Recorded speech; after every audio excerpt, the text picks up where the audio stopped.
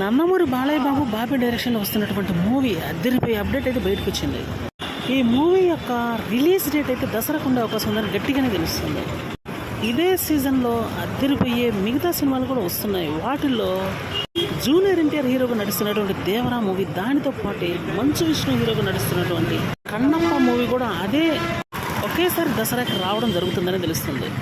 ఇది మాత్రం ఒక సెన్సేషనల్ ఫైట్ అని చెప్పాల్సి ఉంటుందేమో. మరి ఈ దసరాకి మాత్రం మామూలు ఫైట్ అయితే జరగబోవట్లేదు. కానీ బాలయ్య బాబు లాంటి అగ్ర హీరో ఉండగా అటు దేవర జూనియర్ ఎన్టీఆర్ కానీ మంచు విష్ణు కానీ ఒకేసారి రావడం అయితే ఇక్కడ అంచనాలు భారీగా పెరిగినట్లయిందనే చెప్పాలి కూడా.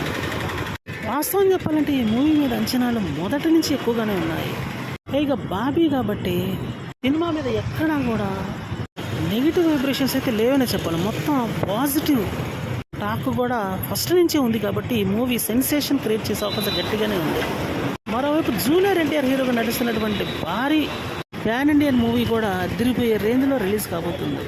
ఈ బాక్స్ ఆఫీస్ వార్ ఎంతవరకు వెళ్తుందో చూడాల్సి ఉంటుంది. మరి ఇప్పటికే ఈ మూవీ మీద ఉన్నటువంటి సంచలన అంచనాలు పీక్ స్టేజ్లో ఉన్నాయి.